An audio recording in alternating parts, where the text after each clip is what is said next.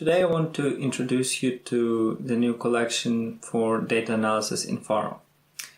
It was part of my Google Summer of Code project and I was working on it for the last 4 months. This collection is called DataFrame, and if you have some experience with R programming language or with, for example, Pandas library in Python, then probably you are already familiar with the concept of DataFrame. But if not, then in a few minutes I will explain what data frames are and why they're important for what we are doing. But first of all, I want to say that I'm really excited about this project, because this tool, like DataFrame, it is something that I wanted to use for myself since when I started working with Pharo. Actually, it wasn't so long ago because I'm really new to Pharo. Like 2 years ago, I didn't even know that Pharo existed. I was introduced to this environment and to this community by Yuri Timchuk and Stefan Dukas, who were giving lectures at my university. And when I first tried Pharo, like my first impression, it was really bad, because this idea was so not beautiful. It was so hard to work with it, and it was so strange. But then I had a particularly long conversation with Professor Stefan, and not only did I change my mind about Pharo after this conversation, but I also decided that I will write my bachelor thesis in Pharo. So for this last year, I was working on a neural networks package, but it was really problematic to reading the data set and then splitting it and passing it to neural network and then iterating through this data. It was really hard because I needed to write like several classes just for this data. Something I never did in other programming languages, because I was really missing a tool, something like Pandas in Python, where I could just load my data from a CSV file, and then I can just manipulate this data really easily using the interface of this data structure. So Pharo didn't have this data structure. So I really wanted to implement it back then, but then I forgot about it. And then later, when I applied for Google Summer of Code, and Professor Serge suggested that I implement Pandas in Pharo, I was really happy, because that's exactly the project on which I wanted to work.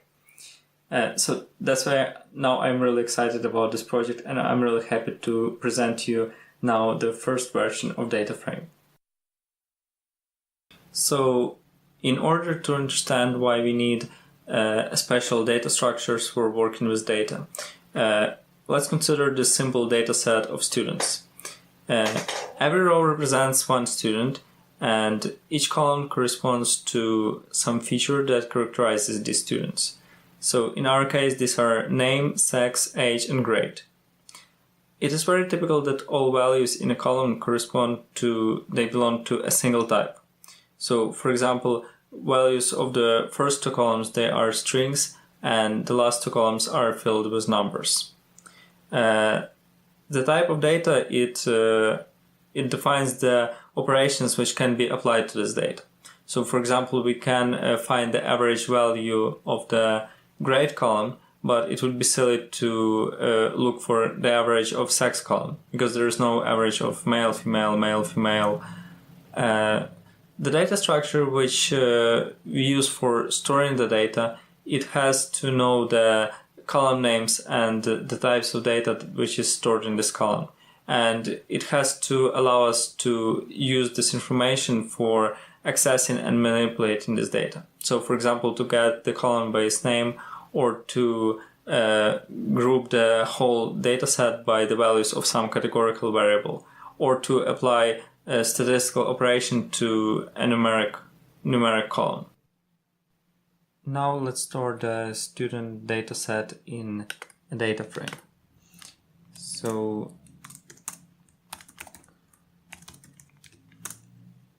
we use the from rows message and pass an array of arrays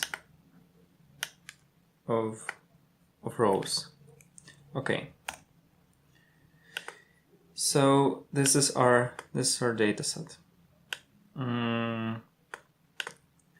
Now let's add column names. So it's name, sex, age, and grade. Okay, and now every column can be accessed by its name. So DataFrame column, for example, name. Here it is. Okay. It can also be accessed by the index. So DataFrame column at, for example, 3. This age column. Okay.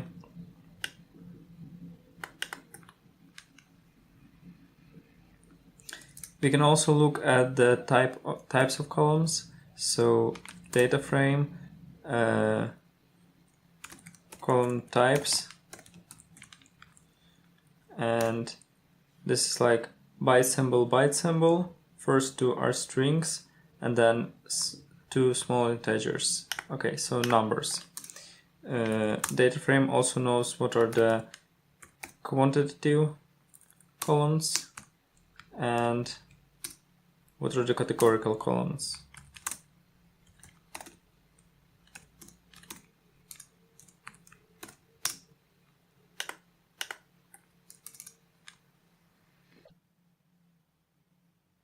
Now, the typical question we may have for this student dataset is what are the names of students whose grade is lower or equal to 50?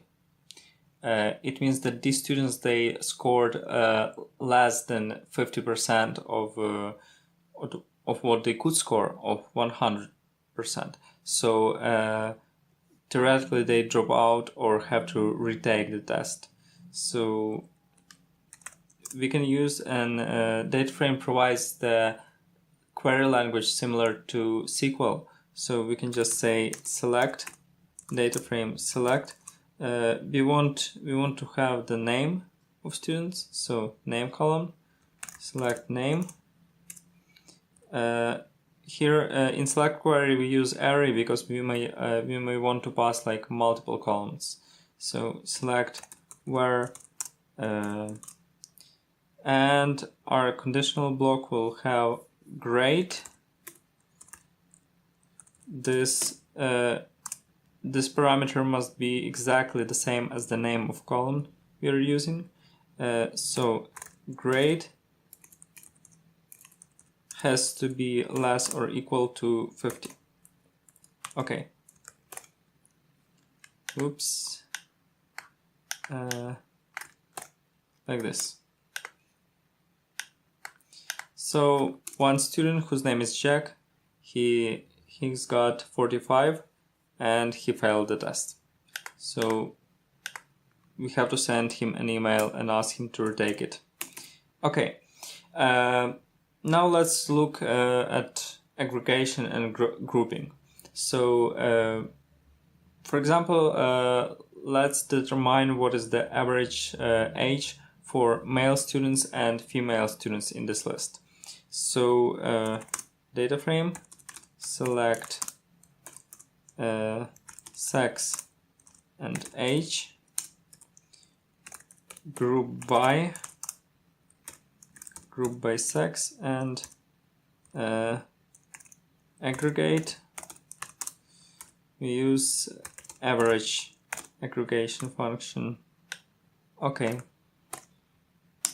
Yep. So it's 20 for male students and 22 for female students.